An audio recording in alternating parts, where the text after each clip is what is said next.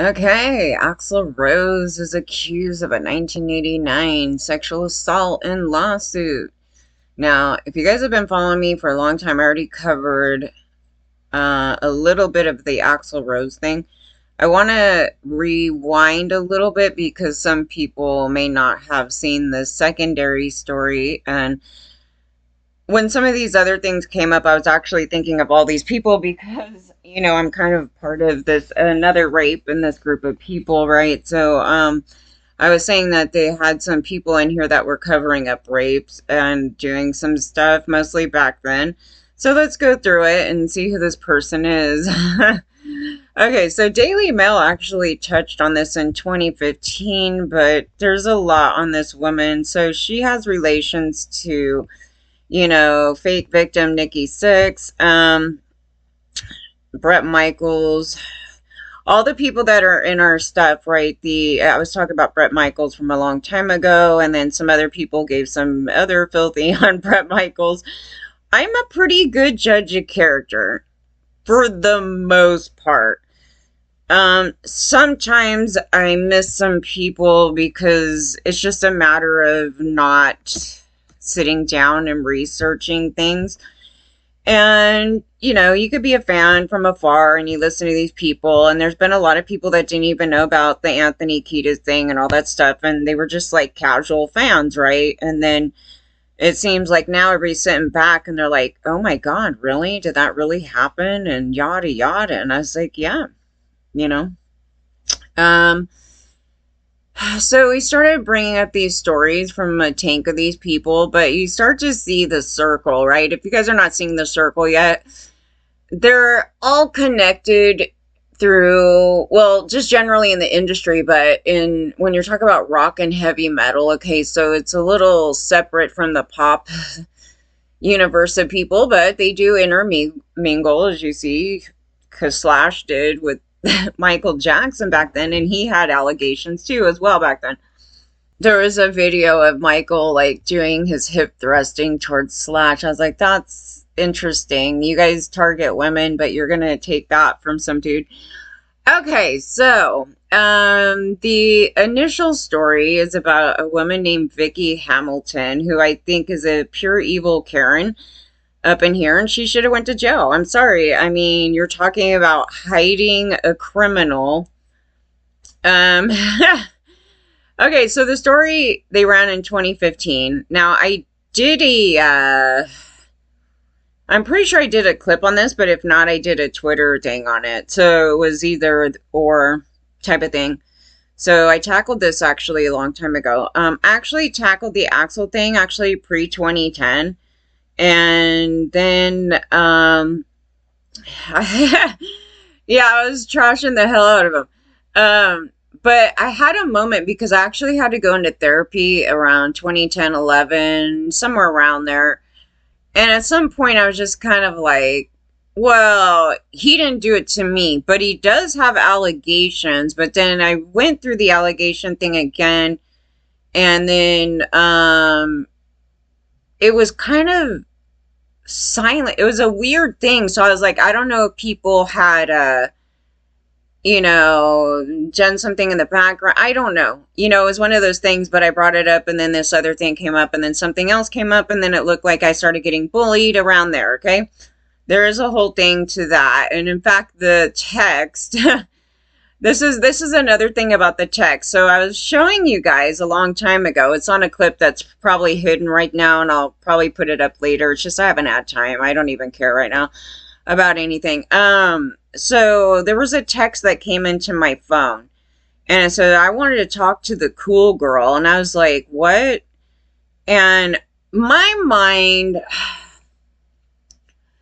I don't know. Like, I had zero clue who it was, right? And I go, I feel like somebody's trolling me. And it could be a number of people that I don't know personally, right? But I was kind of thinking of some other people and, I don't know. Like, I rationalized it somehow. But in the middle of me getting texts, and I'm almost certain, I was watching this Axl Rose like live video where everybody was so mad at him, right? And at this point I was kind of like, Actually, it's kind of decent, because I had been trashing him forever, right? And I was just kind of admitting, like, well, he has this talent thing over here. It wasn't to ignore that he raped a whole bunch of people, or allegedly did, and beat up his ex-wives and ex-girlfriends and whatnot. It was sort of like me trying to be a better person because I'm going through this thing. But it was just me going through therapy, right? And to me, it's not a good way that I went about any of it. But I shouldn't be getting attacked by other people. It was really weird. And then it was just like, F these people because they're all terrible. It was this process because that's kind of what happens when you go through therapy. You kind of go through this like wave of like, am I acting out right on this thing? Yeah, originally I was. Just trash him. Keep trashing him. Um, because nobody stepped up to help me with the case, right? So Axl was not a part of the situation that happened with us. And I didn't see Axl, and I knew who Axl was because I had to be, tortured by Axl from a friend of mine back home, if she even hears this. I do not believe she knows any part of the story. I think she would freak the hell out. She'd probably get all jealous and mad or something, like some weird thing about it. Yeah, so no, I knew I had to you guys don't understand. I had to suffer through listening to Axl and her mimicking his voice for years and years. But that's her man, right? I was like, that's her man. She was obsessed with them, and I was just looking at him. I go, he looks like a dude from the cornfield. He ain't my type. You know what I mean? It was like that type of thing. And they were a little too raunchy for me. I'm just not into that thing. But whatever, And then they had this drummer guy, which reminded me of a drummer of another band that I was a fan of. So I knew who he was because there was kind of a joke about it. I go, at the time, I mean, they don't look anywhere near like today, but back in the day, they all had that same hair thing. They all, and you could like mix them up for, who. And so like, I knew who he was, and I did not see him in this portion of the story either, which I think is rather interesting because he had a major drug problem back here, and then he got booted from the band or whatever happened right there. So I didn't run into him. Axl, however, I guess allegedly lived off the strip, and I was passing his place all the time.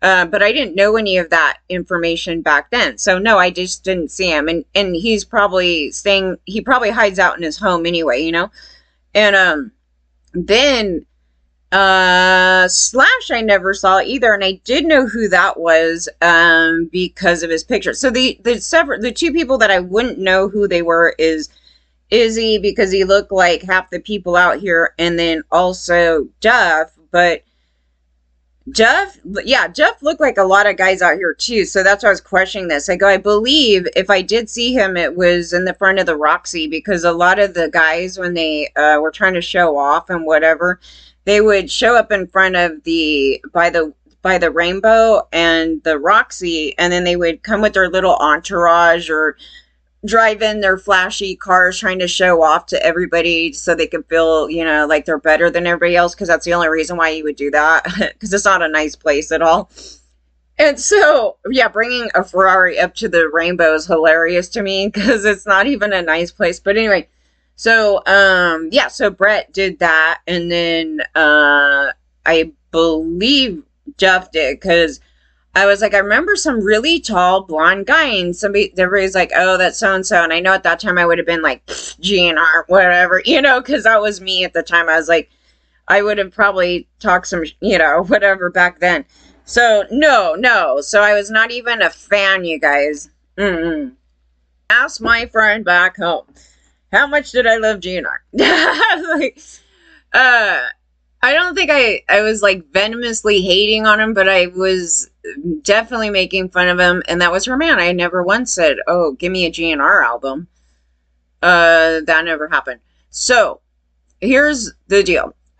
So this lady, Axl Rose hid from police in my 1-bedroom apartment. Then GNR Guns N' Roses joined him, took drugs on my roof, brawled in the lounge, and covered bathroom in hair dye.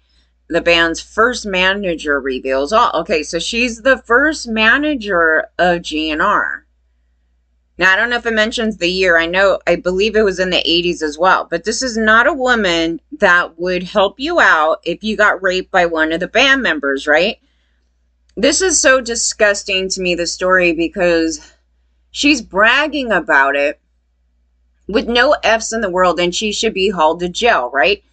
How do you guys feel about this? So, people who are not rapists out here, if somebody goes and hides a criminal in their house, don't you think they should go down with the criminal? I mean, that's just ridiculous. But she's bragging about it. That's why I said these people are such socios. They come out here today and they brag about it. Now, this is before Me Too. And it's a little before I actually gave the full details of what happened in our story with the GNR people. But the information of me running into them was always out here. Okay, so I had always talked about going to the guy's house. And I was calling it a chow, the dog, but I don't think it's a chow. It was a black dog. I don't know the breed of the dog. And, but I had talked about that story a lot. In fact, I had posted it on Blabbermouth because I wanted to see, if anybody knew the individuals so I can solidify who they are, because I had some ideas who they were, but you know, they're using names that are not legal names, right?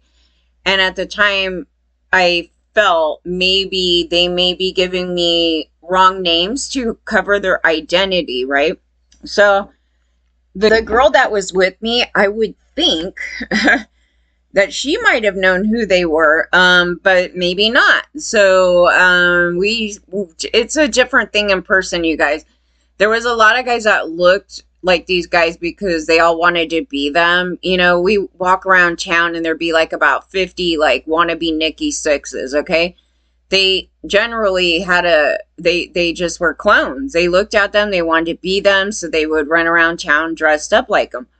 Now, what tied them was when I asked them, because I was like, oh, something, I think they mentioned GNR. And I go, oh, are you in the band? Because I was thinking that was that one guy or something like that. And he said, no, the way he answered was weird. He was just like starting to kind of laugh. And he said, no, I'm just a roadie. And I go, oh, you don't play any instruments or you don't do anything? He's like, no, just a roadie. And I go, okay, that's interesting. Okay, whatever. Maybe it's true. Maybe it's not. I don't know. It was the way he answered that made it weird. So then he has the same friends as them, right? So then they take us to their house. So this isn't some random person off the street that doesn't know any rock stars or anything like that. They actually did. And so then at no point do I recall anybody offering us drugs. They did not offer in this little portion here.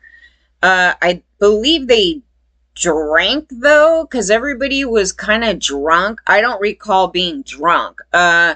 I don't even recall drinking, but I was like, if anything was involved in this story, it was just the typical party crowd where everybody's like drinking, talking, socializing, and smoking cigarettes. That thing. At no point did I see anybody start snorting lines or doing I don't recall any drugs. If anybody did anything else, they might have smoked pot, but if they did, it wasn't a thing that was of concern at that time. But that would have been the worst case, the scenario in that thing. And then it's the later portion where we get set up to get raped by this guy. Now, I remember the guy's nickname because they tell me this nickname, and I was like, who's this? And he's some other musician, right? So he wasn't just any other random dude either. But they lived in crappy apartments. Now, if you go back to Izzy's story, he sure as hell lived in crappy places. He lived in, I think, a hotel. He lived in very peculiar places. So I was like, yeah, you can't rule him out. And he had a dark dog too, right? So I was like, I cannot answer that. And he had a friend that looked very similar to the guy that was in here. But like I said, they could be two different people and they just happened to be coincidentally looking alike, okay? Now, another fact in this that I pulled up, where the guy keeps erasing underneath the audio that he put it up, and it could be good, it could be bad for him. Okay, so he was not in the band, I guess, at this point, which I didn't know that because I didn't listen to them. So apparently he wasn't in the band at this point. And then it said the last time he had talked to Jeff was in January. And I go, yeah, that's interesting because in this portion of the story, they were on tour, I guess, for a little bit, and then there was like a break, right?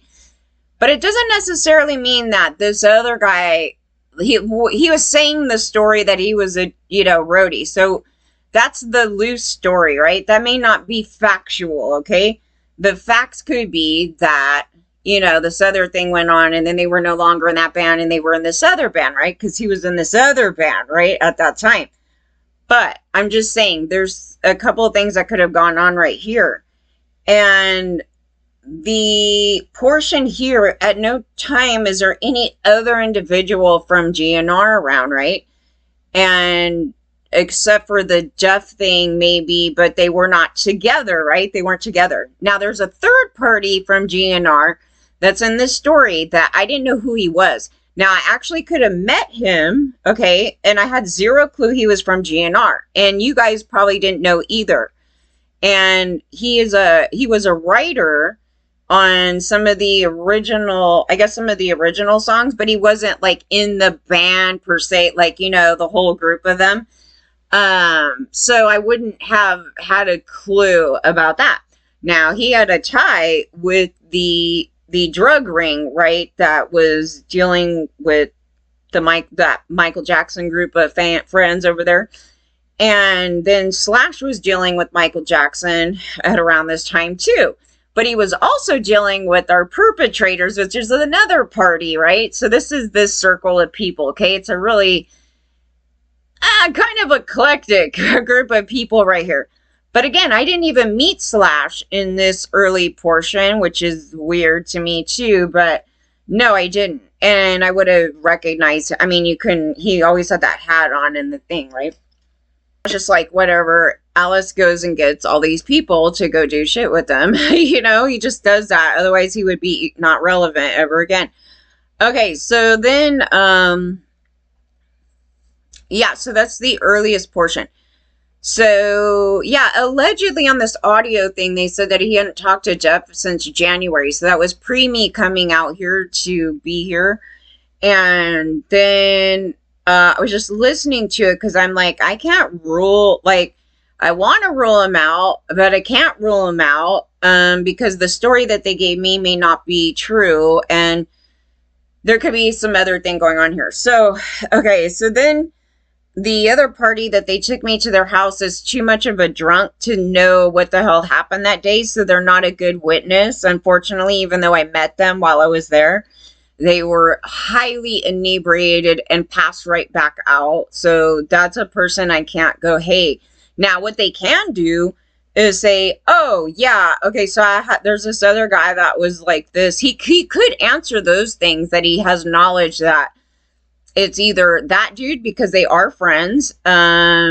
Chris Holmes is friends with all of them. But he could also say, oh, no, there's another guy that comes over, once in a while that is their roadie. He could say that. He could. I know he's not going to be able to answer for the day that we were there. So, yeah, they were not helpful. Nobody had been helpful in that portion. And Lita Ford, to my knowledge, was not present that day because they were allegedly getting a divorce around here. And there's other women that were at the party. Now, there's other witnesses that were at the house party that could come out now and solidify who these individuals are because they were much older than me. Now, how much older, I don't know. They could be couple years to like a decade or two older than me, okay? And yes, they could help out to really zoom in on who these individuals are. So like I said, it was probably around May, June, or somewhere around there of 92, and they had an outdoor barbecue. Now, I don't know how often Chris Holmes has an outside barbecue. It was at the time that Lita and them were splitting and getting a divorce. Okay, so that's when this happened. So then a setup happened right after that event. Unknowing to me, so they took us to some little apartment. So I mentioned that. Now, when I brought up this story originally, I brought up the individual, I believe I brought up the individual's name, Blaze. I didn't get into the details of what had happened there. Yeah, what happened there is a typical story that you probably hear today with these adults preying on little kids, and and we get put in a situation and nobody does anything, and then everybody thinks everybody's fine with that. No. Okay, so now what happened to the other girl there being alone with the GNR guy, I have no idea. But if he did anything there, then he is guilty of doing some other stuff. But the setup was from him. He knew that we were kids, and he decided to bring us to one of his gross, disgusting pedo pals. And nobody had any, desire to be with this dude. And not me. So then, yeah, so that's the portion that I left out. But I was in hopes of people actually helping me out with information about that. And I figured that by giving the details of the apartment with the dog crap everywhere would be quite an indicator of somebody, because that's not a typical thing. And we're not talking about you leave for a couple days and your dog went to the bathroom. We're actually talking about leaving for over a month, possibly, and the dog going in on every inch of that carpet there, and somebody putting cardboard down instead of cleaning it. And which is just disgusting. I can't believe this person did that. But yes, this is what this individual did. And it fits right inside of the GNR camp of people, right? Okay, what else do I want to say about that? Okay, so individual number 2. Okay, individual number 2 passed away from a drug overdose, I believe in 97 or something. I don't know, sometime in the 90s. Now, I didn't know about this guy at the time, but I actually could have met him, and I wouldn't have known who he was for the life of me. And so the individual that was tied with the drug ring was living with this guy at some point. And in between here, now this guy actually now is outside of the California. He went to Wisconsin, and he's hosting a page on YouTube. I just want to know why this is going on, but human trafficking and drug rings and dealers, and why not? Yeah, children. Yes, so this is the individual that the LAPD covered the drug ring off of, and he's on YouTube. Okay? And he rapes kids and he human traffics people out. So yes, that's the individual that's on there. And he was not in prison. And we're trying to figure out what the hell is going on here, LAPD. So that's the individual that LAPD was actually told in a vehicle in 1992. And that's the individual that they covered up the drug ring on me to pay for him stealing my vehicle. And so he was actually a main part of the drug ring. And he was trying to recruit as well later.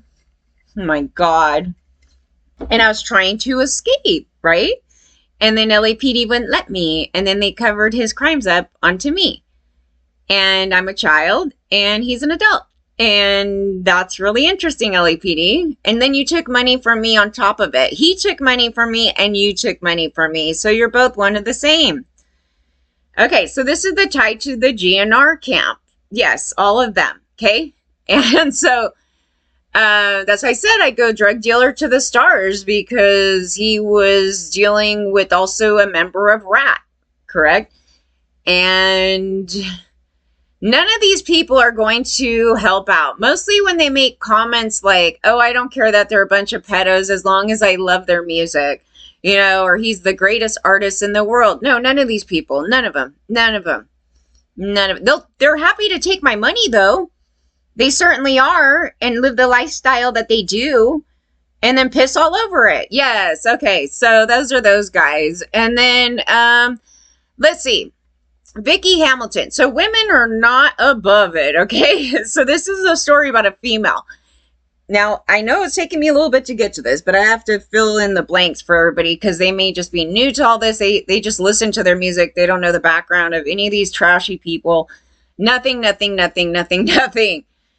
trashy LAPD that promoted rape on children, the groups over here that were running a drug ring, human trafficking kids, raping kids, thieving from kids, and hiding rapists. Okay, so this circle of people. They're atrocious. Okay, this is the music industry, but it's not just the music industry, as you see. It also has to deal with the law enforcement, who was totally down with this. Okay, so Vicky Hamilton gave the hair metal band their first home. Now, back in the day, they would abuse and use women to get to where they want. And she's that dumb woman, okay? But it just tells you how much of a low self-esteem she is. She's a socio. There's a whole lot to this. So they kind of deserve each other all the way. But, okay, so yeah, the men were using women to get money from, go live in their houses for free, steal, whatever they could. And then they became these big stars and trampled all over women, raped them, did everything bad you could think of, okay?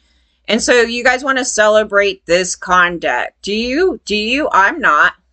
Yeah, because they got me to buy him new shoes, all kinds of things. So we could talk about being taken advantage of, a nice little kid from a small hometown. Yeah, because I was taught, because I was also Christian, like right before I came here, that I help people if somebody's in need, that, but these, we were not warned that there's bad people in the world. There really is. They're really shitty. Even people that act nice to you to your face. We're not Jolly Parton, okay? That's just not happening. I'm like, we live too much to know that, no. And Vicky is a terrible human. Okay, so she gave them their first home because they were, feral animals out here, and guided them to their big break, and is now writing a tell-all book on her days with the band. She was booking gigs for them when Slash asked her if Axl could sleep on her couch because he had to get away from the police. So Slash was helping aid and abet, trying to help Axl out from not getting busted for getting raped. So Slash is a terrible human, along with this woman, so they co-opted together to hide Axl away from the police from him being a rapist, okay? Now, Axl claims that he got molested when he was like 2 or something as an infant. But this is falling in line with all these men who are total rapists, where they get molested under the age of 10 or something, right? They turn into these mega socio rapists, like a lot of them. But, he has a history of beating up his wife.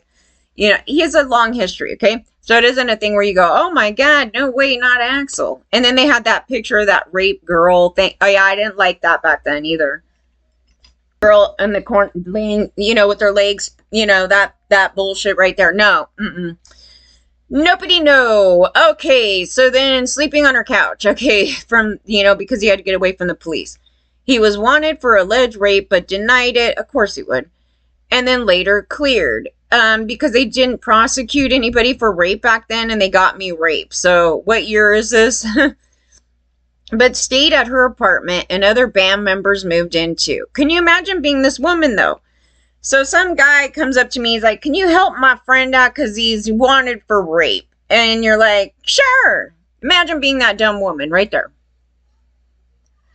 Okay, and she's going to be the one that no matter what, if they rape everybody or not, she's going to cover up for them, okay? This is her, and this is how the industry was, and there was hardly any women in here, and she's trying to brag about how there's no women in here. I go, yeah, because you're all a bunch of rapists. And when we go to you to go say somebody raped us, then you go and hide them in your apartment. That's what you did. So I don't know why you're bragging about it. Only socios would do that. But all these guys have been doing that, and you're one of them. He was wanted for alleged rape, but denied and is cleared, but stayed at her apartment, and other band members too, right? And they all raped everybody. They partied hard, used the roof to take heroin and coke, and she and her roommate had to barricade themselves in the bedroom. The bathroom was covered in Izzy and Slash's blue-black hair dye from the police, and the police kept calling. Axl could be a monster, says Hamilton, who stopped managing when they signed with David Geffen. We can get into those guys too that get all this, but anyway, well, okay. The former manager of Guns N' Roses had lifted the lid off a life with one of the world's most notorious rock band, revealed how she once had to harbor a fugitive Axl on her sofa as he hid from the cops over an alleged rape charge. This is ridiculous. It's just ridiculous. Why would you brag about this? And why would you do it? In an exclusive interview, Vicky Hamilton has told of the sex, drugs, and rock and roll, rape drugs. Let's cross out sex. If there's drugs and anything else involved, it's rape. And you're sitting there hiding a rapist. Okay. Okay, fueled debauchery she witnessed, including, yeah, so did you watch a bunch of rapes? Because you apparently are fine with it. Coffee, need a lot of coffee for this one. Okay, how she had to stop, frontman Axl from killing drummer Steven Adler just a day before a huge showcase event, which would help catapult the rock band to stardom. It's a nut house up in here. I've literally had it with every single one of these guys. I mean, but the fact that some woman is up here going, I had to, stop Axl from, murdering a guy, and I'm gonna keep helping him out. He's like a straight up sociopath. It's like he's gonna murder people, he's raping everybody, he's beating up women, and, all this stuff, and they just don't change. There's a thing about this where they don't change because they don't have it in them, okay? Because they weren't born with the right tools here. And you could have got him arrested, and he should have got the treatment that he needed, and not that it would actually do anything here. Steven Adler's an F up too. Okay, so they all are. They just all get along in their sickness. Okay, almost 3 decades after GNR conquered the world with their rock anthems, Vicky has penned an as-yet published book chronicling her journey from the small town Indiana to the burgeoning hair metal scene of LA's Sunset Strip. Yeah, where they were looking for children all day long, all night long, everything else. See the details. She from a cocktail waitress to become manager of GNR in just a few years. Yeah, okay, Chop, 1984, and then Sandy and an unknown friend, right? Okay, so they're all up there like that. There's Axl with his bullshit and some bullshit in the back.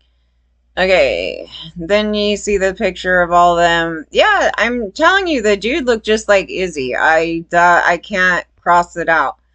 Anyway, so then you got this garbage right here, 1985. Okay, you guys remember the Janie Lane story? Okay, when I was going through it, I was thinking of a whole bunch of people, and I remembered reading her thing from a while back too. And I was like, I don't know if they're talking about them, but it wouldn't surprise me none either. And then Steven Adler was saying he got raped by somebody up in here, I think, or as a kid, something weird. Anyway, but I don't know who's, you know what I mean? Because they're promoting rape, they're hiding rape.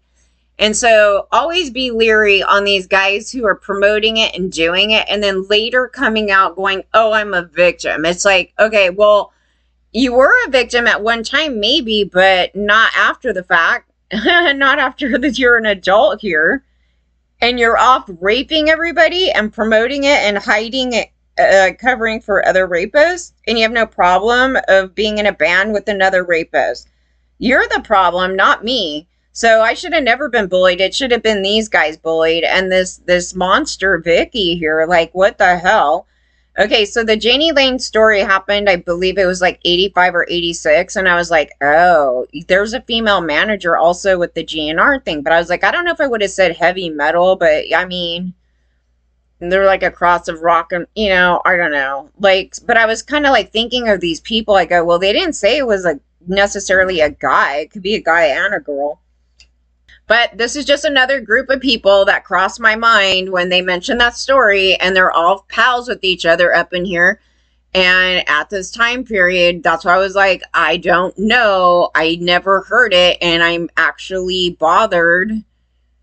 Like, it bothered me because it's like, oh, I'm just telling you the story about Janie being so drunk and arrogant, during this time period. But I would have actually been so curious. I would have wanted to talk to him about that, just because that's just me. And I would have been, I don't know, that's just me. I just do. And I have no F's about it. So I was like, I would. You can ask my other friends, because even people I don't talk to today, a lot of them used to come to me and tell me these horrific stories. And I would just be the best listener ever. Because back then, I didn't even relate my stories to them. And now that I tell my stories, I don't know. I mean, I don't think those people don't think I'm a liar. I think I don't know. I don't know what it is about it. Maybe it's because they know that nothing's going to happen, or they think that, everybody's just retaliating, whatever. And they are retaliating. Trust that. Even people that I admired, all this stuff, I don't admire them anymore.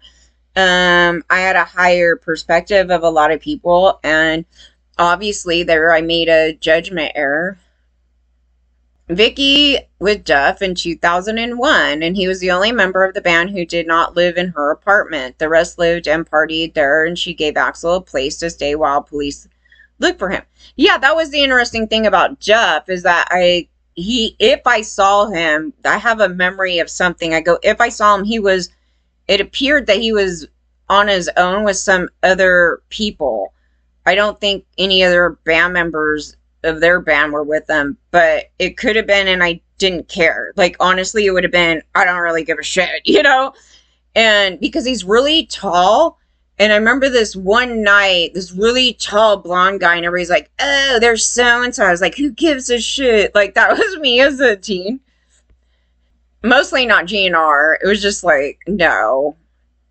So when they came up to me and said, oh yeah, GNR, I was like, oh, my friend, I was thinking of my friend, but, yeah, it was a non-story. Mostly when you're not a fan of them, you're just like, oh, maybe they're nice guys. I don't know. No, no, not at all. Vicky, who went on to work with some of the biggest rock bands of the 80s, included Motley Crue, Poison. Yeah, the whole problem people, right? Told Daily Mail about how the world was turned upside down when she let singer Axl, guitar Slash, and Izzy and drummer Steven move in her one-bedroom apartment on North Clark in Hollywood. Okay, the apartment was just up the road from the famous Whiskey A Go-Go, right? This is where all these guys, live. It's like Cockroach City of all these, these rock star dudes, okay? And then, which is an all-age club, by the way. That gave so many rock bands the big break as their hair metal music exploded. Now, that wasn't really going on in 92. It was like the leftover back alley of all the wannabe, GNR, wannabe Motley Crue. I mean, I think the most was the Motley Crue and Poison wannabes. And they basically hung out, at those clubs thinking and expecting this, thing.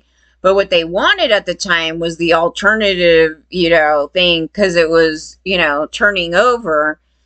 And unfortunately, even with the Alice thing, he was going straight down. Like, I jumped on it, or they jumped on me, right at the tail end of what was, he was on MTV at that point. They were still playing him on MTV when I was dealing with them, but then what happened was that was it.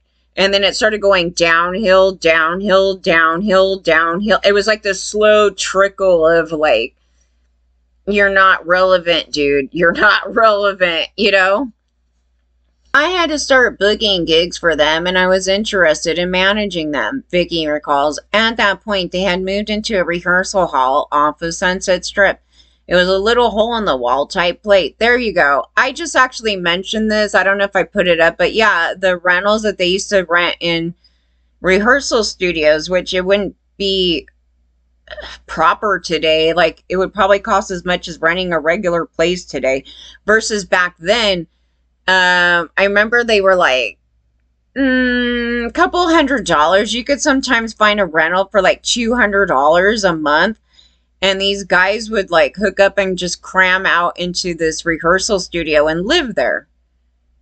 They would. I went into, I forgot the name of that place. It was in towards downtown and it had all these units, right? And it was all these guys, and I believe they all lived in it. And it was like $200 a month or something weird. And I forgot who rented from there, but then I remember we got taken there to be shown it. And I was like, there's no way in hell I could live in a thing like this, because the music all over the place. How do you sleep? I need my restful sleep. I don't like sound 24/7. It drives me nuts. And then I can't think, and then, you know what I mean? So, yeah, I don't know, but they were doing that. And it was pretty trashy, too. They would use the general bathroom to just take a shot, like a homeless person would, right? They're bathing in the sink, you know? And over where they were rehearsing, they had built this loft. About 3 people could sleep there. Apparently, they were having bonfires at night in the parking lot and doing drugs and stuff. One night, Slash called me up and said, "Can Axl come and sleep on your couch for a couple days?" I said, "Why?" He said, "Oh, the police are looking for him. Something to do with a girl." And I started to think, oh, God, I'll be harboring a fugitive. But then I said, okay, yeah, sure. How ridiculous is this? Soon Axl arrived under cover of darkness and swore to Vicky he hadn't raped the girl. He said it was consensual, but he'd thrown her out of the studio and locked her out without her clothes, and she was mad. Wow. I mean, yeah, that's consensual. I totally believe you, Axl. Okay, and he went to court for it months later, but the charges were dropped. What type of guy, like, rapes somebody, locks her out without her clothes on? And you're going to say that's consensual. As you see, that's not consensual. She was supposed to be a couple of days of Axl sleeping on Vicky's sofa. Ended up being 6 months. Before long, she had the whole band sleeping over. There you go. They're a bunch of crackheads. That's kind of the way that they move in on you. They're there to prey on you and then have somewhere to stay. And you know who else did that? Was Billy Corgan.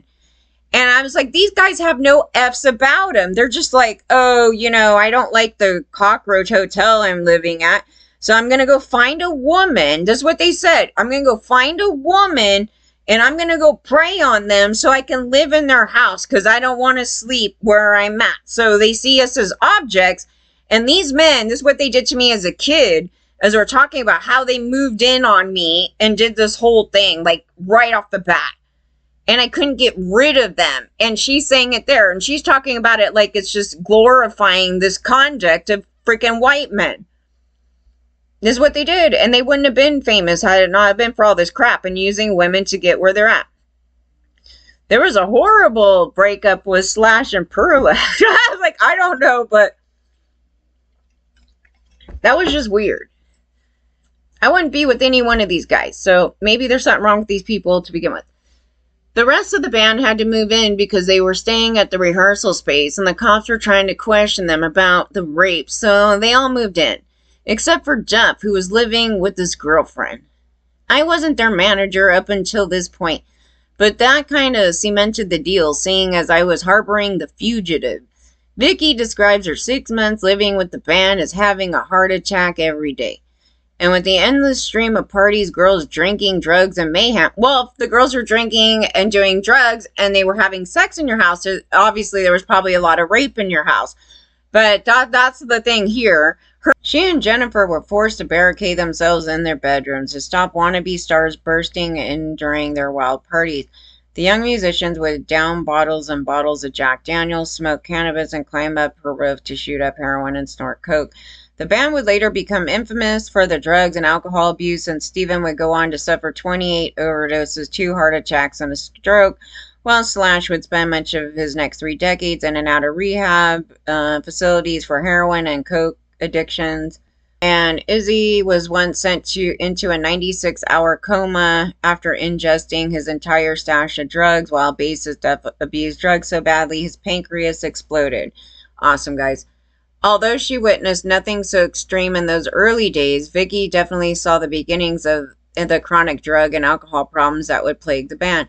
It was insane. I came home one day and Jennifer's dog babe was hiding in the bathtub shaking because of all the coke that was going on. I guess someone had ramped up the amp up in full blast and the dog was freaking out. Freaked out. The table was always littered with drug paraphernalia, cigarette burns. The bathroom was the worst. The black, blue hair dye all over the walls from Izzy and Slash. She doesn't even care, dude. This would freak me the hell out. They would need to get the hell out of my house. Cops just come in. That's it. She goes down too. There was some unidentifiable slime on the bathtub, and I would take a bag in the shower as I didn't want to stand there. And there was McDonald's French fries and Marlboro Red cigarettes all through the dining room and living room. And there was a TV and records on there. And as I was talking about the dog shit thing, now, do you guys you could tell it's from these people. Because there's not another person that I could even say that I've ever met that had a dog situation like that. Because they don't go out of town for a million years, okay? This is, no. And you could really find Axl watching horror show Faces of Death. That thing was stupid. I was like, I actually watched that. I was like, it's just dumb. And rewinding a part where a guy gets electrocuted and his eyeballs pop out. Yeah, he's a sociopath. No, I mean, the thing about the Faces of Death that was just stupid. Like, I don't know why. I don't know. But anyway, the horror films that I was into was like, anything that was like not really realistic. It was so stupid that I don't know, but it has to be funny stupid, like something like the blood is like jello. It looks like jello, like not real blood, and it just is ridiculously stupid that I find my enjoyment off of dumb shit. But yeah, I was like just admitting it, but no. He's like, I drank Jack with them and smoked pot, but they knew I wasn't a heroin or coke enthusiast, and they went up to the roof to do that. And then she looks like Tina Yothers in that 84 picture. Okay, dance your ass off, drink your face off, and get your rocks off, because we rape everybody. Okay, so this is, what date is that? I have some of these flyers left from this era, but not 85, but in the early 90s portion. But Lions and Ghost. Wow. Okay. Girls would come at night and they would zip up their sleeping bags together to make double ones to fit the girls in. Me and Jennifer would barricade the doors so they couldn't get in. In the daytime, I tried to barricade because they were stealing my t-shirts. Yeah, but how many people here were sober and this was all consensual just because they were there and that, you know what I mean? There's no way in hell this would go on in my house. And it never did. Even when I turned 18, when I got my place in Orange County, after that, no, there was nothing like this at all. Zero, nothing. The cops beat open my door a bunch of times. I'd wake up to cops flashing his flashlights in my face. It was a crazy, crazy time. Most of the time, officers would be looking for Axl. Yeah, so they were chronically looking for Axl, who's, his temper and violent mood swings would often land him in trouble. But the raping, Axl would go on to become a difficult and controversial figure, initiating long-running feuds with his fellow bandmates, angering fans with chronic lateness. I care a lot, but some of the lateness thing, like some people, anyways, and diva-like behavior, becoming embroiled in a number of costly court cases and brushes with the law. What I care most about here is the domestic violence and the rape crap here, because Aaron, yeah. So he was accused of shocking domestic violence in court documents by ex-wife Erin, and later girlfriend Stephanie Seymour, who both claimed he regularly beat them, kicked them down the stairs, and left them needing hospital treatment. And then lo and behold, some of these people that fight with Axl have done some similar things about beating up people and all this other crap, and I'm like, they're just one of the same. I guess they're just battling to see who's the bigger piece of crap up in here. Okay, so in 1991, here we go. 1991, the flame-haired frontman was also charged with inciting a riot during a show in Missouri, and during which he attacked a fan and he stormed off stage. How many guys on here have attacked their fans? That includes raping them, forcing yourself on them, any of these things, and you have a problem with Axl. Let me tell you something. Okay, so there was followed by a riot. He was cleared in civil lawsuits, but convicted of 4 counts of misdemeanor assault and 1 count of property damage following the riot. He was then sentenced to 2 years probation and had to pay $50,000 to local charities because that really does anything up in here. Okay, then they had this damn picture, and everybody looks hella shitty like they haven't taken a shower in about 1,000,000 years. Okay, so now we go back down here. Even in the early days, Vicky said she saw the makings of a monster Axl would become. Yeah, you helped him. You helped him, though. I love how people just kind of like remove themselves from the story. It's like, I could just see this monster being created. I only helped enable him and cover for him. The worst incident Hamilton witnessed was when an N-Rage Axl set on drummer Steven hurled a heavy wooden coffee table at him in a seemingly unprovoked attack like a Johnny Depp. The band were a little intimidated by Axl, and there were fights. One time, Axl was sleeping on the couch, and Steven Adler was trying to help me clean up all the bottles from the previous night's party. It woke Axl up, which annoyed him, and he said, like, stop it. And then he gets up and lifts the coffee table and heaves it at Steven Adler, and they get into a fight. Because they're all sociopaths. Like, every single person in this story. So it's just kind of like everybody is sick as the other. It's like we were all partying and shooting up drugs and we're having fights and, it's just this. But it says, then he gets up and, okay, he lifts the coffee and throws it. Okay, I was like, seriously, you're all going to kill your drummer on the day before showcase, and how does this make any sense? Stop. And then Steven has since told the story and said it was a glass coffee table, but I still have the coffee table. It was definitely wood. But there was stuff like that all the time, and I saw Axl be violent a lot. And he has 2 very distinct personalities. One is a very sweet boy. He's a man. A very sweet boy. You just babyfy. Isn't this funny? Okay, everybody babyfies men to boys, but women, they up-age them from girls to woman. It does this thing right here. I would not call him a boy. And the other is Demon Dog from Hell, and you could tell where he's at by looking at his eyes. He's a sociopath, right? Because we talked about the eye thing. It's that manic something to do. We don't know. But he might be diagnosed as a psychopath. If I saw that bright green color in his eyes, I would think, right, I'm staying clear of this. Actually, the green color would be a good thing. It's probably black. I was like, Axl would... I don't know. It's usually dark, so I don't know, but we're gonna have to see his manicky bright green. That's a new one. Axl would disappear when he's in his demon phase. Luckily, yeah, it's not demon phase. He's a sociopath. Okay, so luckily I didn't have to deal with it very often in my apartment, apart from the time he tried to kill Steven Adler. Yeah, but Steven Adler is also a woman beater. Same bullshit. Why are we babyfying even Steven Adler? But, okay, he had a major temper. He goes from 1 to 60 in the second, and that was alarming for me. You never knew when he was going to explode. Oh, so you don't think he was a rapist? He has no self-control, right? He hadn't been diagnosed with anything, but it was clear there was something wrong with him. Something wrong that nobody wanted to set him off, and everybody was a little scared or at least intimidated by him. I'm not intimidated by him. I was like, I'm not. If he's gonna throw a fucking mic, it's gonna go right back at him, right into his face.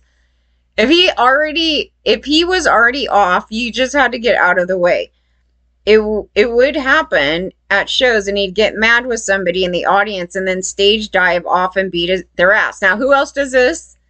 People have actually been covering up for this other guy, okay? But I'm just throwing out there, just take some thoughts here of people and these other men's actions. It's just trippy to me how like certain people are okay to act like this, and even at all, because Axl was okay to act like this, but you know what I mean?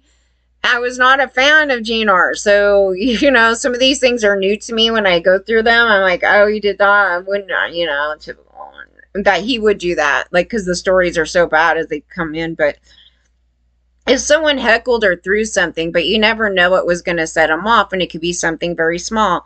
It's like, why are you wearing American flag shorts, dude? I mean, spandex. Okay, so he was doing this from the very beginning because his personality never changed.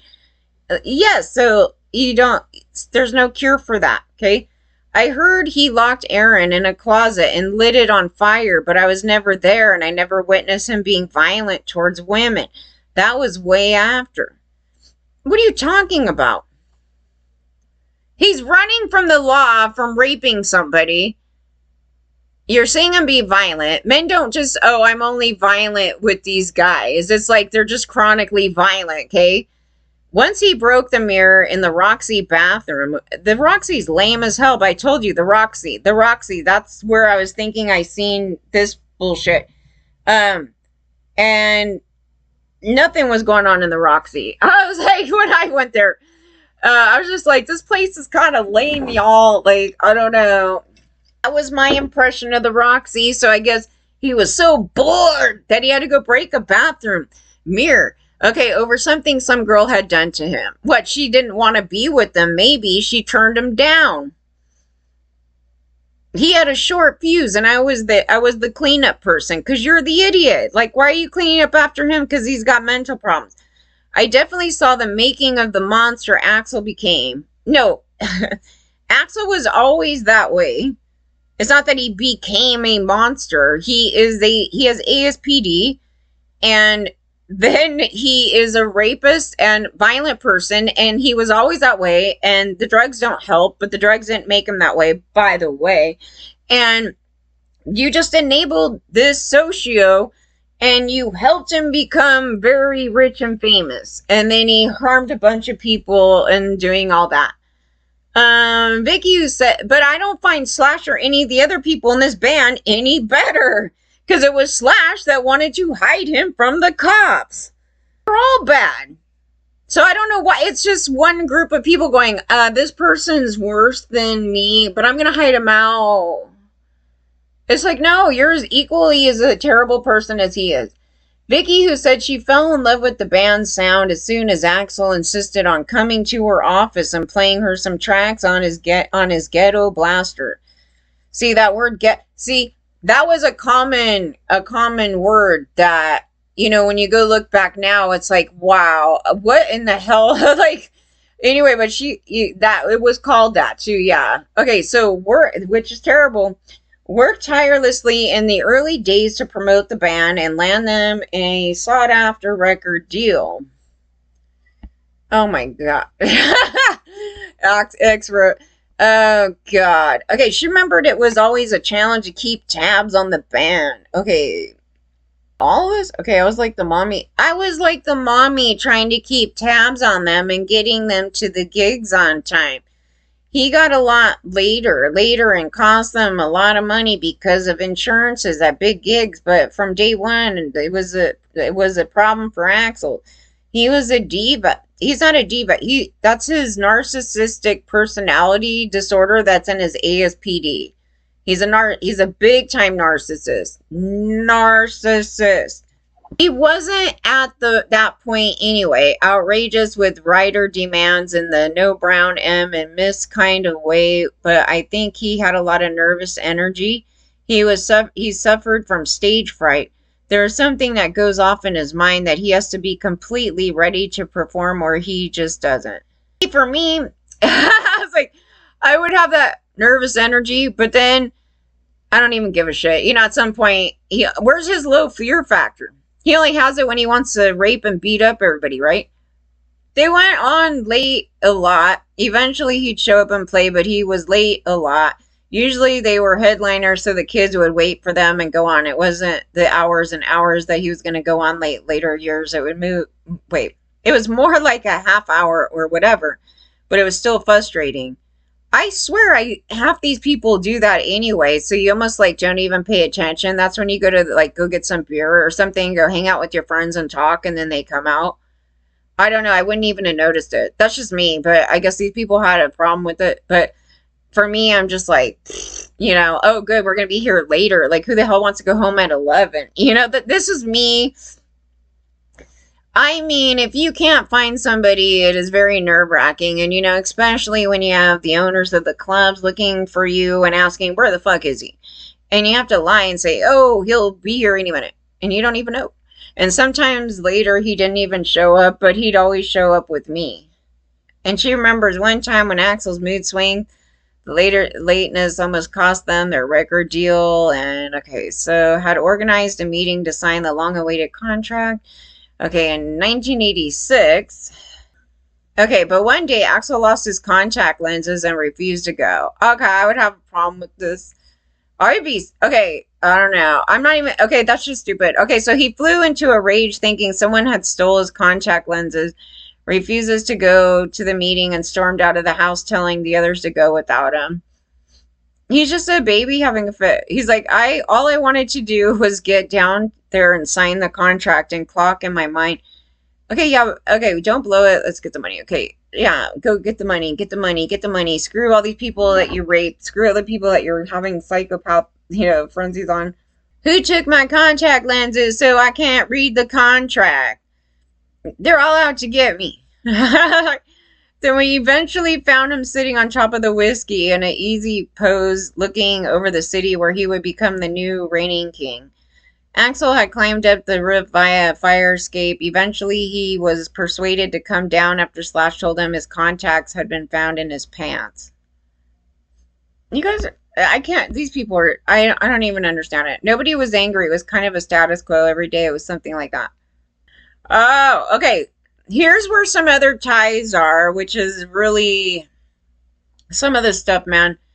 I keep learning stuff as we go, but check this out. Okay. Vicky also recalls a time when she saved the band from potentially losing millions of dollars in revenue when she walked into Axl thrashing out a deal to sell record producer Kim Foley, the pedophile guy from the Runaways, which these people are connected to my perpetrators, and that's how Slash and them are all connected, right? That's a new one. The Kim Foley thing, I do believe I ran into him actually in 92. Again, that's another thing off the strip, and I didn't know who that was. I remember thinking the guy was really freaking weird. I remember this, but I don't remember, and I don't know, and this is where I was thinking, I go, is this the night, maybe where me and my friend maybe we were talking to these guys, and maybe it was Kim Foley and one of the guys from GNR, and that's how we met them. I don't know how we cross paths, because the only way that we would cross paths is when we went down to the strip, because we went down to the strip and we were hanging out, and we went into the whiskey and we went into the Rainbow, and then at some point in this thing that we were doing, we ran into some guy, I guess, that's connected to GNR. And when I saw the pictures of Kim Foley, I go, that guy looks totally familiar. And I'm thinking that maybe it was just he was in the area. It could be that he was with this person. It could be on a different night. And it was just somebody in passing. And I was like, what a weirdo. Like, he doesn't look like he belongs there. Like, he's like an alien. Like, he doesn't belong in the crowd, And I felt the same way, too, when I seen the Bud Bundy guy, right? Because I was like, he doesn't really fit here. Why is he right here? Okay, so then she told him, dude, you cannot do that. And we're in the middle of a bidding war with lots of record labels here. You cannot sell out these songs, right? Axl was like, I can write 1 million songs. And I said, maybe so, but can you write 1 million songs like these? That's all. It was Welcome to the Jungle and 2 of the others that ended up on Appetite. And he said, We really needed the money, and he was ready to say okay. And I was like, are you crazy? You can't do that. And so Vicky left the pair and went to do some laundry, and Foley followed her, screaming at her, you messed up my deal. I deserve a piece of that. And Foley always denied this happened, but it did. And I saved the band millions and millions of dollars, and that they would have had lost if I let him sell them. Yeah, she took a job at Licorice Pizza on Sunset Strip, where she met Motley Crue's bassist Nikki Sixx. And then Nikki Sixx is play pretending, he's this big victim now, after they all like abuse women and did all the shit, okay, and promote this crap, and started working for them as a management consultant. The band ditched her when they hit big time and still owed her $3,000 in unpaid fees. And then she went on to manage hair metal band Poison, Christian rocker Striper, and then before being approached by a young Axl to book gigs for GNR, and eventually became their manager. I don't know when they managed Striper. That was kind of weird, because I was like, I don't recall. I mean, I knew most of their history because I was that fan. So I'm like, I was that fan, but it was 87. So 87, I became a fan of theirs. And then when I learned about them, the mother was like management or something like that. So, and maybe it was I don't know. That to me, it was a new thing when it popped up, but they never mentioned anything. And then she said that she had a conflict or she didn't get along because of their religious thing or something. But I'm telling you, if there was any band that I wanted to deal with, if you want to deal with little diva like Michael over there, I would rather deal with that band than the rest of these guys any day. I'm just saying, any day of the week. The thing about Axl was he was a very honest person, and he said he didn't rape anybody. That's what she said. He's a very honest person. About what? He took me to the Rainbow one night and told me he didn't think I'd be their manager forever. To be their manger. He was very truthful, so at least I knew that was coming. Oh, somebody's telling me Vicky is one of my best friends. Well, I don't have anything good to say about your best friend. So I'm going to tell you, the Striper people didn't rape me. I was like, they were actually, like I said, they were probably the only ones that started questioning some of this conduct, and not that anybody was going to do anything up in here about anything. Yeah, but there's some stuff up in here. So no, nope. He was pretty consistent out the gate. Axl is very truthful. Sometimes you don't want to hear what he has to say, but at least he doesn't lie. Oh, okay, so he didn't rape anybody. Okay, he didn't beat up anybody, nothing. Okay, yeah. Yeah, I don't know. Her friends are going to be mad at me because they just heard me on this other thing. So, yeah. Yeah, that's interesting. Vicky said she would be able to bury the hatchet with the rock star, and also believe she could be the key to mending the long-running feud between Axl and Slash. Now, as you know, those two got back together. Whatever, they can all, I try not to be bitter about things. I'm sober 15 years now, and wrote GNR out on resentment list time. What? Out on resentment list time and time again, but now I try not to be bitter about stuff. And for me, the fat lady isn't singing, and I don't think it's over yet. Here's the thing. You got screwed over by some socios, so you should expect it. It's like they said, will you hide a rapist? That's kind of where the story begins, and you got screwed over by him. That's exactly where it's going to end. But you weren't a kid, okay? So you don't have the story that I do. And so we're one of the victims, and we already know that you would cover it up. And there was nowhere to go if I wanted to report the people on the GNR side, right? Okay, now, back to the news story. Because her friends are really going to hate me. I don't have any friends up in here because I don't like any of these people. They're terrible. And they're openly terrible. It's like, yeah, you have no reason to hold a grudge because you literally help a socio out. What is going to happen with that? You're going to get screwed over. It just is the thing. Because a decent person, let's just say it like this. If somebody didn't have enough money, they would most likely be honest with you and say, I don't have any money, we're trying to do this, and, will you help us out, blah, blah, blah, blah, blah. Instead of this, we're going to smooth our way up in here, and we're going to just move right on in. Because that's what their other pal did, and he just moves on right on in. And when you do that to children, that's a crime.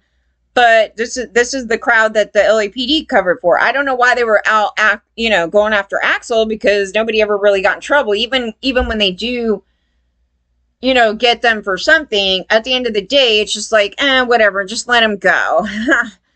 Okay, so what happened here? Former model Sheila. Now we're on the news story, okay? I had to go through that because there's going to be people here that don't know their history, just generally. It's pretty terrible. And I'm like I said, I'm constantly learning. There's new stuff, Kimful, you know what I mean? This thing. Okay, so former model, which they targeted all the models, okay? That's why I said, they're all victims up in here, okay? Because they were just objects. They're like, this is going to signify success in our life if we go target models. And so there was a thing about me in modeling school, and for some crazy reason, the perpetrator brings up something saying I'm not a Cindy Crawford. I go, well, I don't know. You're the one that wants a perp on me, so obviously you're not looking for her.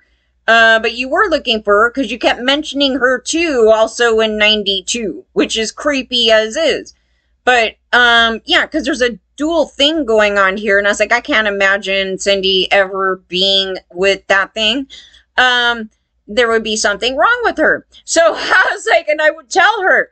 But no, there was I don't know. I never met her, so I couldn't say, I'd be like, Cindy, well, do you think this was kind of creepy even then? Because I am finding it creepy that you're brought up in a conversation dealing with the dude that touched me as a minor, and you're not part of the music industry, and we're not even talking about you, and I don't know why you're brought up in the story.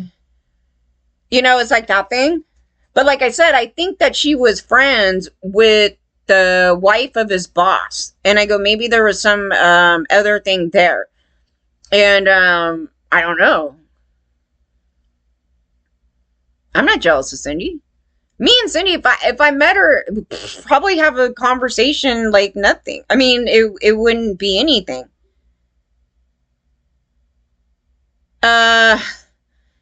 I don't know. It was like, I've talked about it a lot. I was just like, she started calling out some people too. I guess she called out Oprah recently for Oprah, like, treating her like a piece of meat.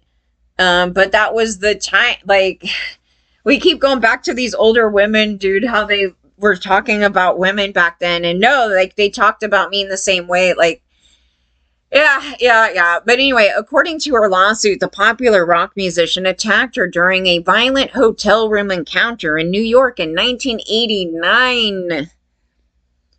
And Miss Kennedy was diagnosed with anxiety depression due to the alleged assault, the lawyer says. Now, who doesn't believe that Axl didn't attack somebody? I mean, his whole life story is attacking people. Okay, and then locking a naked woman out, like... Mr. Rose representatives did not respond to BBC's news request for comment. Miss Kennedy seeks damages from Mr. Rose for intentional infliction of emotional distress and gender-motivated violence. Her lawsuit says her attorneys have requested a jury trial. Wow. The lawsuit was filed in New York Supreme Court days before the expiration of a law. There should be no expiration on any of this stuff. This conduct was so okayed in the 80s and 90s that there was no possible way to go at these people. Because as you see, beyond the laws, the public is out here protecting him. Vicky, so your friend, the one that's telling me you're her friend, protected this guy right here. and there was no way to get him. Like, they're hiding him, they're covering for him, they're doing all these things. And so you're part of helping create the monster.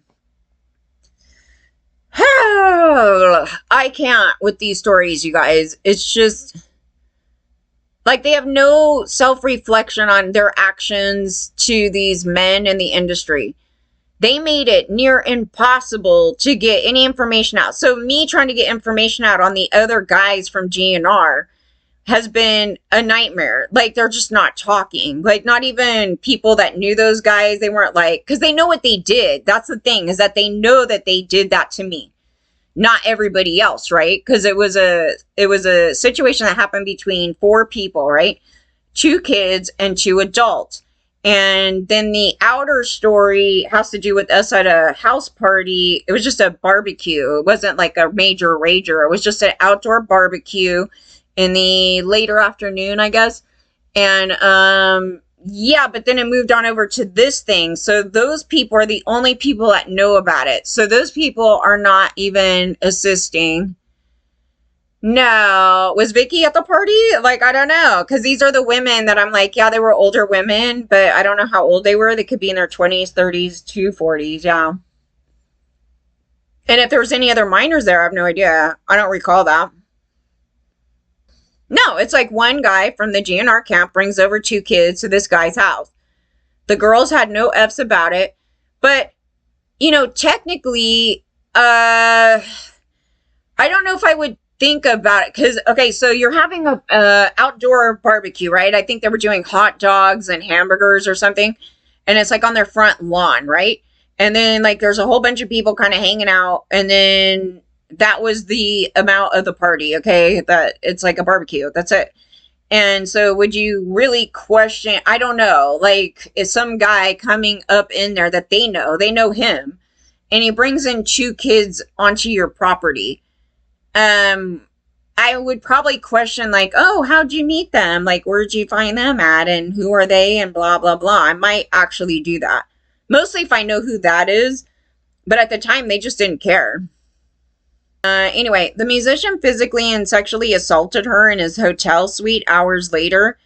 And so this is another rape. So I don't know if this is definitely a different one, I think, because the initial story of the rape that she's hiding him out from was, she said, was before she became a manager. And you're talking about that 84, 85, 86 era, right? This is his 1989.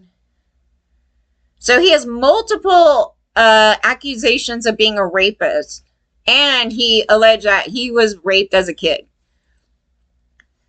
Alan Gutman, Mr. Rose's attorney, rejected Miss Kennedy's allegations. Simply put, this incident never happened. Yeah, like the attorney knows. Okay, who added that Mr. Rose had no recollection of ever meeting Miss Kennedy.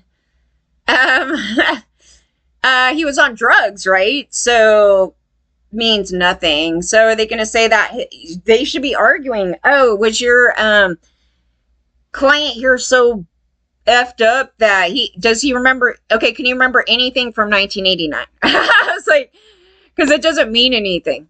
Okay, so the suit states that Mr. Rose invited Miss Kennedy and another model to a party of alcohol and drugs at his hotel suite.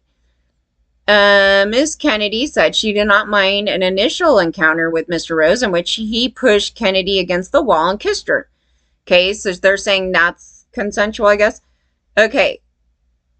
Her view of the rock star changed as the night progressed, because now she's getting to know him. He's not like this. According to the lawsuit, Miss Kennedy witnessed Mr. Rose engage in sex with other model in a manner that was aggressive and that appeared painful for the model. Yeah, afterwards, the lawsuit alleged that GNR vocalist physically assaulted Kennedy in an angry confrontation. And it claims he grabbed her by the hair and dragged her across the suite back to his bedroom. Oh, hell no. Miss Kennedy alleges she was bleeding and tried to leave, but Mr. Rose restrained her and proceeded to sexually assault her. There you go. Okay. Since the attack, Miss Kennedy had suffered lifelong emotional, physical, psychological, and financial impacts, and she has developed symptoms akin to PTSD. Yeah, if you were raped or assaulted, domestic violence, you will get PTSD, whether you probably know it or not. When hearing GNR rock music, the complaint alleges. Yeah, I can't hear any music right now because it upsets me. Like any music, any. That's a real thing, and it's. I've been okay with not listening to music for a long time, and the minute like I started kind of working myself around that, some people want to just make it worse for me. So I don't know. That takes a long time to try to work that stuff, and for some reason some people are just sociopaths. They just want to destroy everything. So I kind of knew it was going to happen. I don't know, it's just a gut feeling. Dr. Ann, who is representing Miss Kennedy, alleged the music industry had enabled similar examples of misconduct. Yes. So she said that she hoped Miss Kennedy's bravery helps other victims find their voice and will serve as an important turning point for the music industry. Oh, that's hilarious. Everybody known he'd been doing that the whole time. Miss Kennedy first described aspects of the alleged... I'm just questioning the women, okay? The women. Women, you need to question yourselves. So you're aware that his conduct was like this, okay? I've never thought he would... No.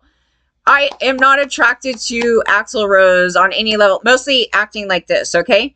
I had a point where I was trying to like not attack him consistently, verbally, because of what happened to me. Because I was thinking that I was doing that because of the incidents as a kid. And so I was trying to work on that, but now I don't care. I think it was totally fine. But, this year, because he's not the one that attacked me. I was trying to explain that in this weird way and the process I had to go through. And, yeah, no, I was like, just let's move on. Miss Kennedy first described aspects of the alleged incident in her 2016 biography, No One's Pet. And in 2021 documentary Look Away, which details claims of abuse in the music industry, Rolling Stone magazine reported. Mr. Rose has faced allegations of abusive behavior in the past. Yeah, by every woman. Okay, so past partners, Aaron, Stephanie Seymour, Mr. Rose of physical abuse in 94, cover story of People magazine, which Miss Kennedy noted her in the lawsuit. But then there's an earlier one. But like, who are they chasing him over for this lady to hide him in the house, right? And now I have alleged that some other additional members and people of their camp were also rapists. So there was no, who in here is good? Okay, look, Slash covered it up. Slash is an abuser. He's totally fine with working with abusers, such as Alice and all them too. Michael Jackson has allegations as well. Slash is a no good person. Duff, on the other hand, tries to present himself in a way that like he's not part of this or something, but he totally is. Steven Adler is another one that has domestic violence and other things, and I'm sure this up in here too, but he also claims that he was a victim as well, such as Axl Rose does too, right? Izzy has been in question. I was like, has been in question because we're trying to identify this other party. And like I said, if it's not him, it's a person that looks like him that's working in their camp, okay? And it's somebody that is known to this group of people. And the other individual that died is related to the other perpetrator on children that actually rapes kids and everything else. So what is up with this crowd right here, right? It's not just them. It's not just them. They are connected with everybody else in here. You're going into the Motley Crue stuff. You're going in, and all of them have done these things. They've all bragged about it. Nikki writes a book about how he raped somebody, and then he's trying to walk it back, and then he's like, I'm a victim too. He can go shove it.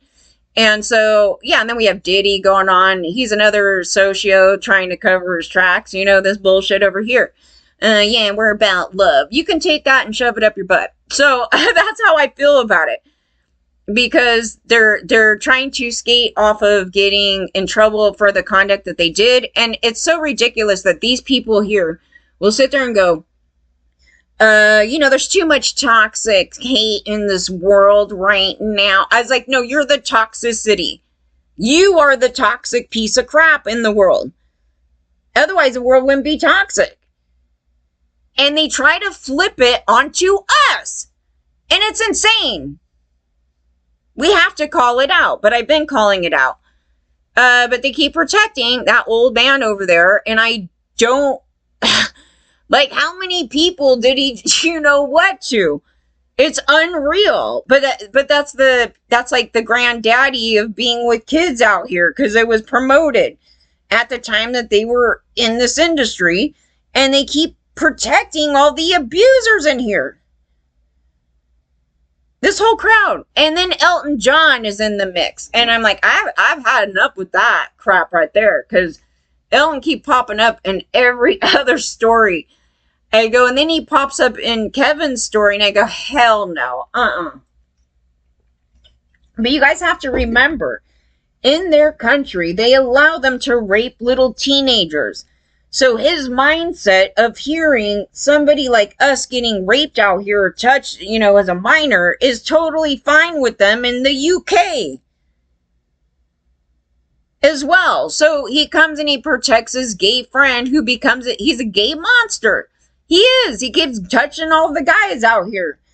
And Rob Halford got called out from his bullshit of, you know, I was going to go try to prey on this straight guy who got drunk. And he just says it out in the open, like, no big deal. I'm like, dude, that would have been rape. What are you talking? What is your bullshit? Yeah. So every single one of them, okay? And Rob was so loved by Ronnie James Dio. Oh, yeah, the Ronnie thing. Let me bring that up again. Okay, so then we had an incident with their camp, right? These people. And they go in this cover-up mode, right? This big cover-up mode, and then they throw me in the street. This whole thing was so horrific.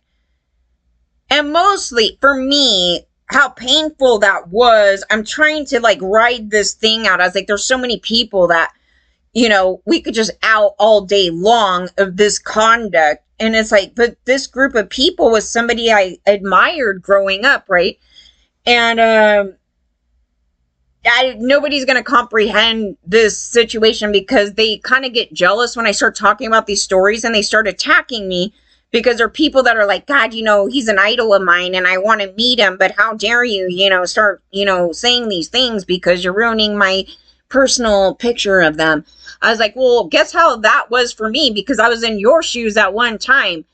And then this picture turned extraordinarily ugly in the point of 2005.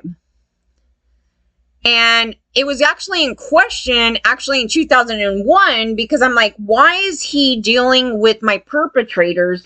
He should have a problem with it. He should be calling it out. They're the, you know, who cries for the children people, right?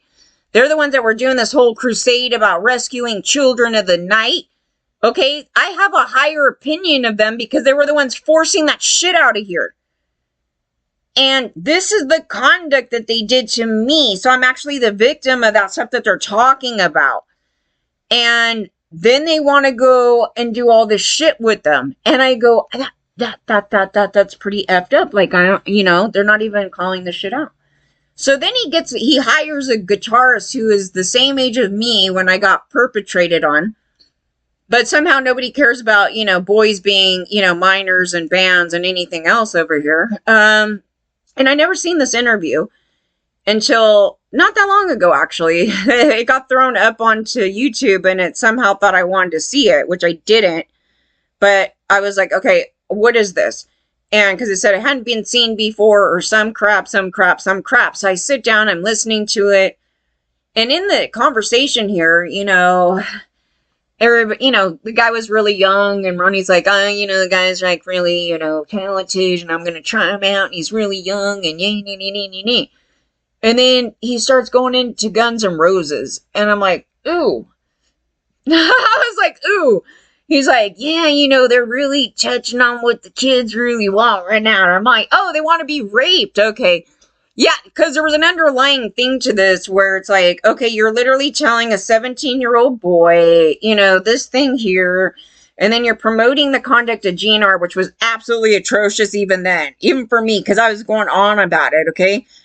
And it's not funny, it's not fake, it's not entertainment, it's them being sociopaths and harming everybody and being a big bunch of drug addicts and, you know, doing this crap, right? And Ronnie's praising it. And I'm like, ew. No, I never heard that though before. I actually never heard that before. So then then he loved Rob Halford, and I was thinking, well, maybe my view of Rob Halford is wrong. I'm never questioning myself again. My view of Rob Halford was on point. It's just that we didn't have the word for what this crap is right here in 91. And it wasn't because he was gay. That's what I was trying to explain. It has nothing to do with that, because there was a whole other thing out here with all that. And our family members and everything else. Nothing like that. It was this other thing. And then he finally admits, I was going to go rape this guy. And I'm like, okay, that's exactly what I picked up. But there was no language for, they didn't go, oh, this guy has ASPD back then. Or, they would just call him psychopaths. But I don't think that would have necessarily called him a psychopath in 91. It has to do with them being criminally minded. They don't care about other people, and they don't ask for permission to do anything, and they just do. And it was that Mel Sup thing, right? That's what it was. And then I had the problem with Bret Michaels too. And again, it's weird because I had went and seen him actually like 2 years prior. Or no, maybe a year prior. Me and my friend went to go see their show. I was like, let's not admit this, but we went there to see them in like Faster Pussycat or something like that. And we were there for Faster Pussycat, but yeah, and then we just kind of, I don't know, I think it was just something to do that night more than anything else. But no. He had that thing going on, and I was like, I cannot, that thing right there. And that's all it was. It was just me picking it up. Surprisingly, I don't know, like Gene had always bothered me. But when I kind of put them, now I think I would have the same problem with everybody in a room. There's some that I can stomach more than others, but they're all pretty much the same mentality. And they don't care that they go out and rape kids or anything like that. No, they're like literally promoting it. And yeah, and then the way they viewed women. So yeah, that was really bad. How can you say, they're like, we love women. I was like, oh yeah, totally, as an object. That's about the extent of your love. But Axl, yeah, he was always bad. Regardless of him having any talent or writing any songs. Yeah, and that's not something to ignore. And that was pretty prevalent from the very beginning. Oh, and as far as that Wendy stuff goes, there's people totally going off on her right now. Like I said, see, those are the stories that were always spread around. And I tend to believe those stories than whatever's being passed out now, because that was the ongoing thing in the background, was that they're not together, and that is cheating and all this other crap, and not from him or something, but it actually could be from, I don't know the actual inner stories of this stuff beyond a one-sided conversation about it. But that's why I wasn't even concerned at a point when, not that he ever did anything. Like, I just keep trying to explain this. He didn't do anything. It's just that they're like, Wendy's going to get jealous. And I was like, because everybody else was like, they're not even together and this. And so I wasn't even, nothing. People were showing up at his house, dude. It wasn't me. And I was just like, man, these people are desperate. They would just go drive up to his house, and he would let them in the house and hang out. And I was like, I wouldn't have any of these damn people at my house. He wasn't too far away from, you're in Tarzana or something. And it's just like, unless I got invited over. I mean, how weird is that? I'm like, hey, I'm a big fan. I know your guitarist from a long time ago.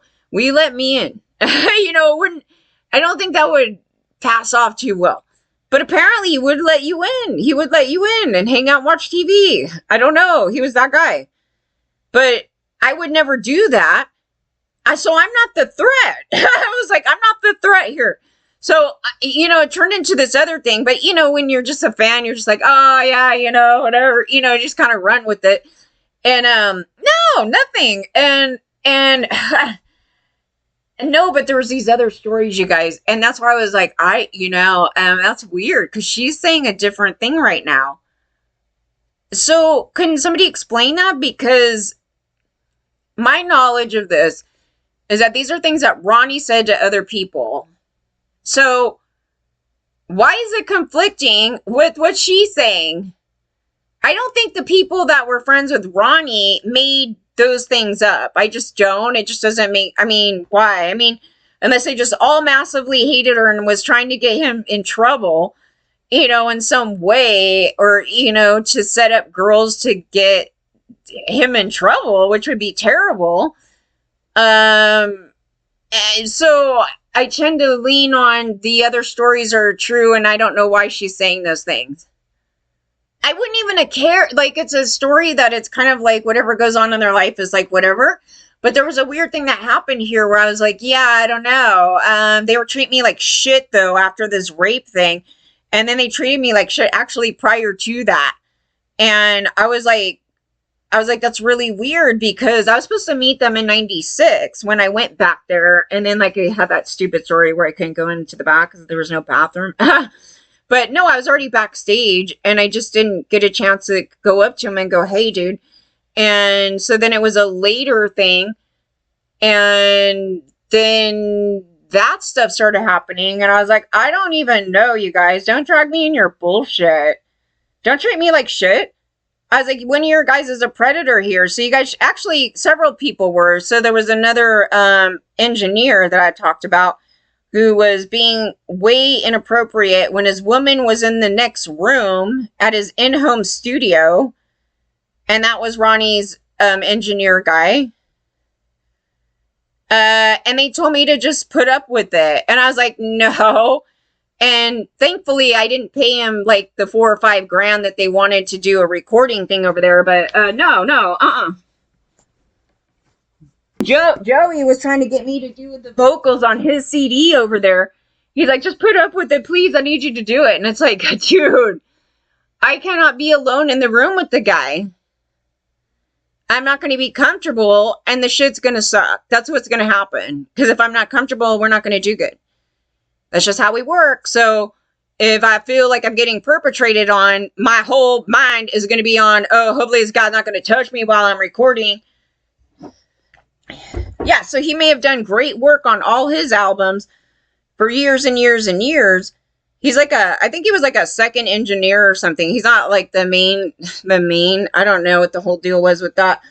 But they're like, yeah, when Ronnie's friend, come meet him and he'll give you a deal and do this like CD session thing and all that. So I go over there and I was like, yeah, the guy's like right up on me. And then his woman's in another room. And I had to call Joey. I go, Joe, you need to get down here like right now. And he's like, we're going to go walk over and get some beer across the street. I'm like, oh, great. Now he's going to get drunk and he's going to get all weird. So hurry up, Joe. Joe, get over here now. And and then he shows up. And he was still kind of close, dude. The dude kept just getting like real close and shit. I was like, what is that shit, dude? I was like, are you going to tell me that when Ronnie was recording with him, that guy was all up on his lap? I don't think so. If he was, I don't know, maybe Ronnie be into that. Because that shit right there was like, any guy acting that way to men or women is inappropriate. Mostly in a recording environment here. Anywhere, you guys. Anywhere, in any environment like that. I know. God, I just finally found the other studio that I recorded at. With that other dude. These other people. Which was down the way from where I'm at now. And they just finally closed after all these years. I recorded there in the 90s, man. I was like in the late 90s. And I was like, I wonder if they're still open, just out of curiosity. And then no, they had just closed during COVID time. I was like, that's crazy. I don't know what. There was a whole bunch of places out here that they have the houses are actual studios and people don't know it. And so the house is a converted recording place. And then,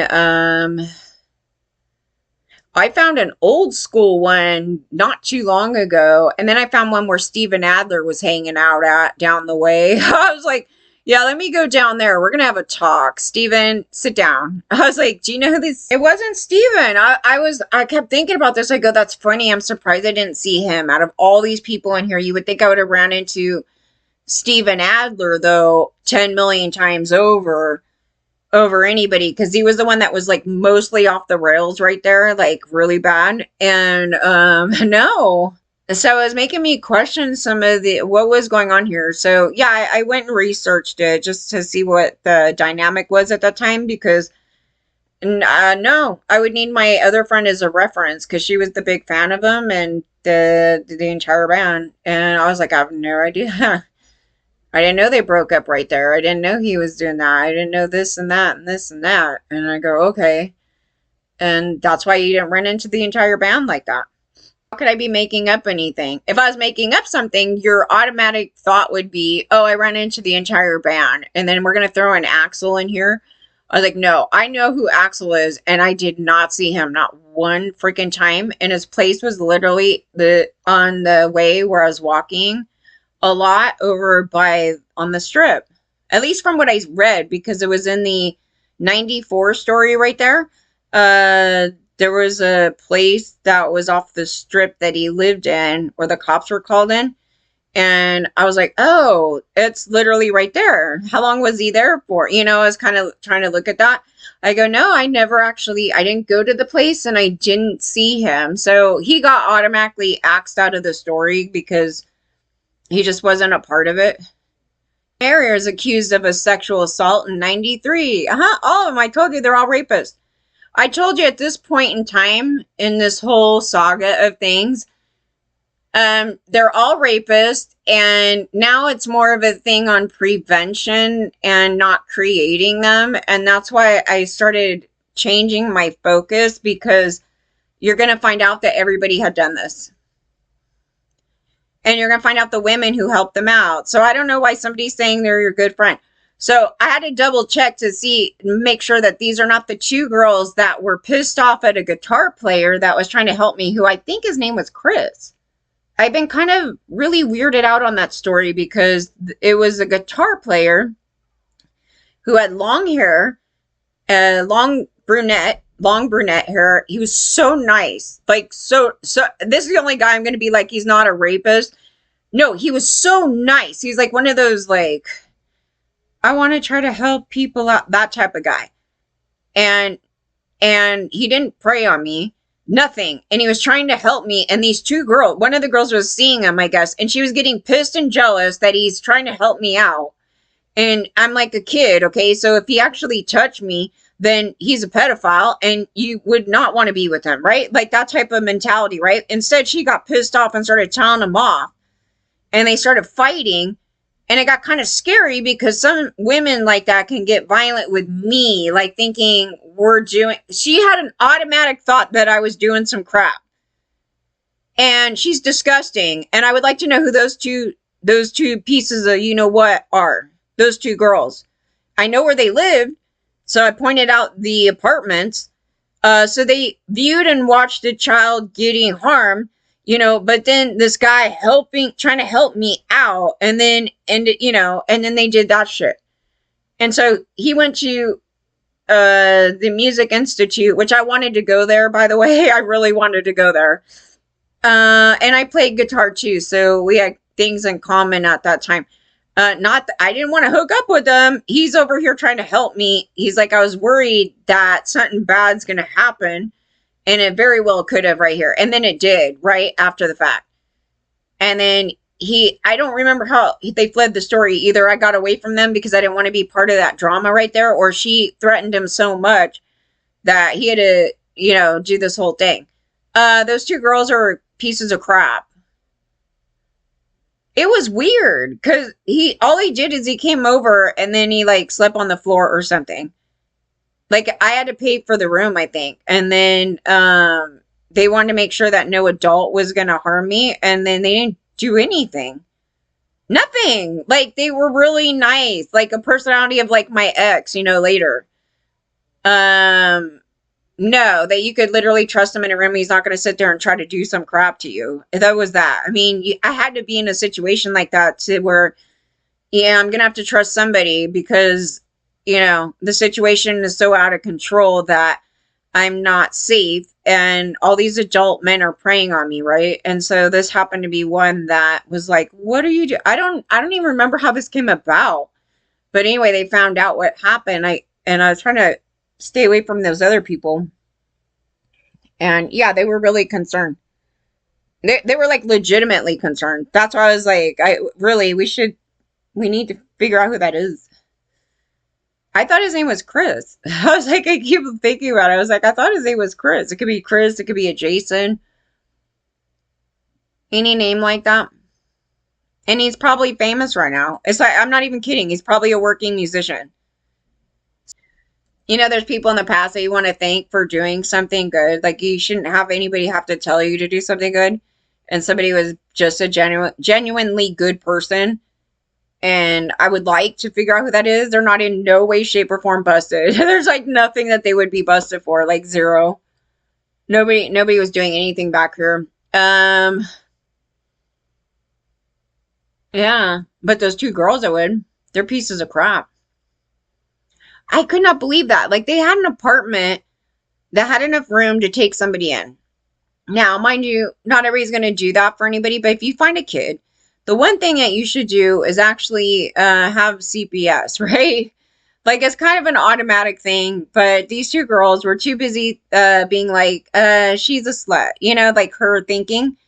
And I'm like, yeah, no. And guys are really the last thing I'm thinking about right now, other than me trying not to get raped and killed and kidnapped. And then what happens? Okay, yeah. All the above except for the murder part.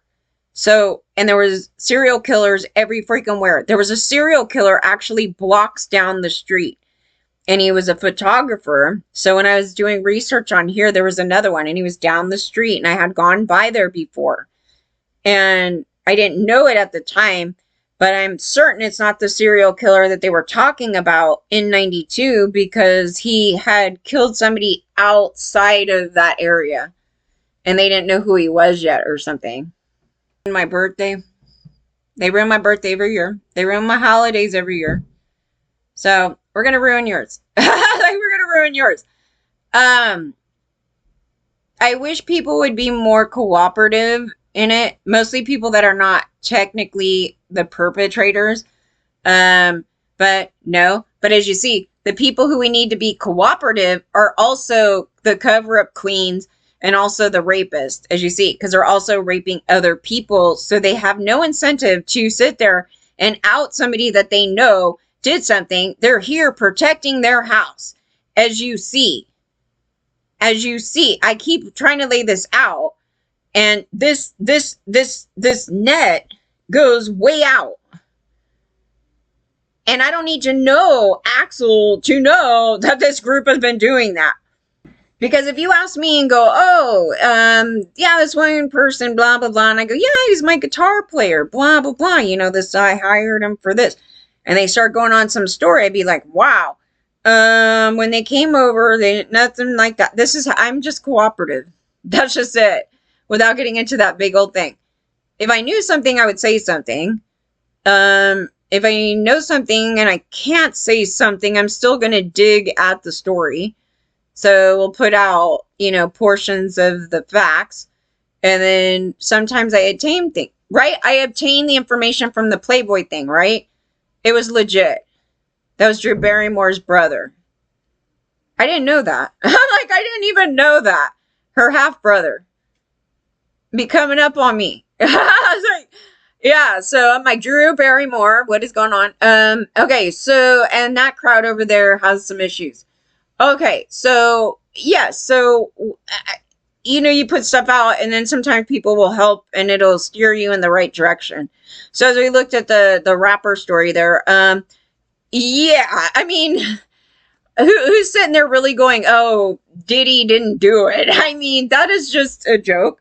Yeah, no, obviously those things were occurring, and with a lot of these guys, harder for the public to take. See, at that time, you have to look back at this because when the riots were happening, there was a bad perspective on people, well, on people of color and people of color towards white people, right?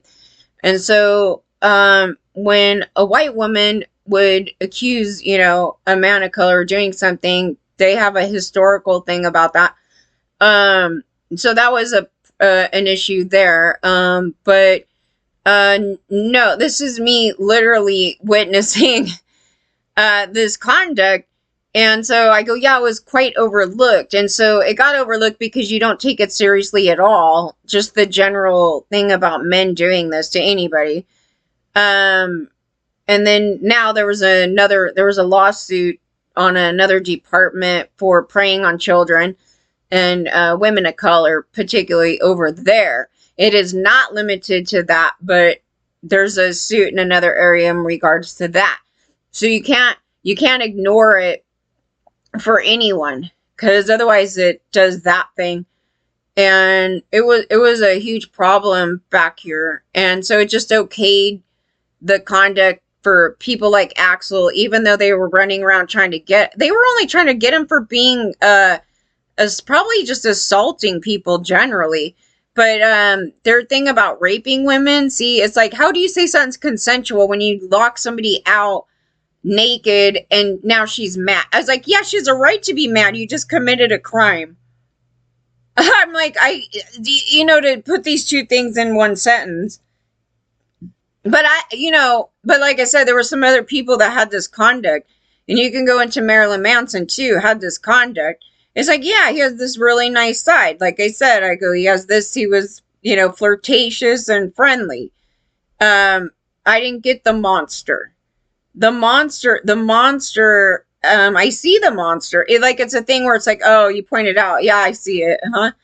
But I see how he sucks you in because, like I said, he talked more than I ever did. And, they had to pull him away from me. It wasn't them pulling me away from him. So just that little sliver of information there tells me a lot. And going back, it's a hindsight thing because there was a lot of information that I didn't actually know. And now I'm doing this on everybody, and holy shit. I'm like, I'm fans of these people. Like, what is going on here? Something's wrong. I was like, something's wrong with the world. It's not my fault, you guys. It's just that the normality of this is just like, there were some things where, like, I don't like Axl's thing up in here. And it's just like, I just okay, like, people doing this and that. And it's just like, that's not right. I was like, that should be me doing it. It makes sense for me doing it if, him as my perpetrator or something, or doing that to anybody else. But, no, just every part of this, like, I don't want to lay it all out right now. It's really bad.